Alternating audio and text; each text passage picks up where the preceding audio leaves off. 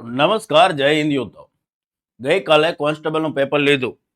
પેપરનું level આમ હાવ સરળ રાખ્યું હતું, એકદમ બેઝિક લેવલનું પેપર રાખ્યું હતું. કોઈ એડવાન્સ લેવલના પ્રશ્નો એમાં એડ કરેલા નહોતા. અમારો હેતુ એ હતો કે વિદ્યાર્થીઓ થોડુંક મોટિવેટ થાય ને હજી સ્ટાર્ટઅપનું પહેલું પેપર હતું એટલે હાવ ઇઝી રાખેલું હતું, એકદમ ઇઝી પેપર રાખેલું હતું. ગુજરાતના ઘણા યોદ્ધાઓએ પેપર આપ્યું. અમે ખુદ મૂલ્યાંકન કર્યું કે છોકરાઓને ક્યાં તકલીફ પડી રહી છે, કેટલા કેન્ડિડેટ પાસ થયા, કેટલાય પેપર આપ્યું, તમારો રેન્ક શું છે.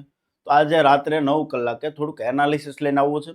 આ વિડીયોનો હેતુ એ છે કે છોકરાઓ આવનારી જે કોન્સ્ટેબલની પરીક્ષા છે તેમાં મેક્સિમમ જે લાયક ઉમેદવારો છે, જે મહેનતો ઉમેદવારો છે, એને એક પાથ મળે, એક વે મળે તૈયારીનો, કે અત્યારે જે ભૂલો જે કરે છે તો ત્યાં અમે કંઈક ગાઈડ કરી શકીએ અમારા અનુભવોના આધારે.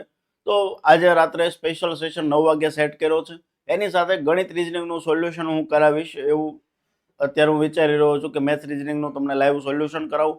ખાસ તો પેપરની ચર્ચા કરવાની છે કે પેપર હાવ બેઝિક લેવલનું હતું, કોઈ એડવાન્સ લેવલનો પ્રશ્ન પહેલું પેપર હતું એટલે મારી ટીમને જ મેં ના પાડેલી હતી કે હાવ બેઝિક લેવલના પ્રશ્નો આ પેપરની અંદર આપણે મૂકવાના છે.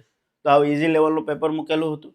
ભવિષ્યમાં અમારો ટોપ લેવલના પ્રશ્નો મૂકવાનું આયોજન છે કે એડવાન્સ લેવલના એક પેપર લાવવું છે કે જે એડવાન્સ એક્સ્ટ્રીમ લેવલનું હોય. આ તો હાવ બેઝિક હતું, તો એક એડવાન્સ લેવલનું પેપર લેવાની પૂરેપૂરી ઈચ્છા છે. તો એમાં સ્કોર કેટલો કેન્ડિડેટ કરી શકે છે. તો મળીએ આજે રાત્રે 9 કલાકે લાઈવ સેશનની અંદર મળીએ, વાર્તાલાપ કરીએ કોન્સ્ટેબલના યોદ્ધાઓ માટે.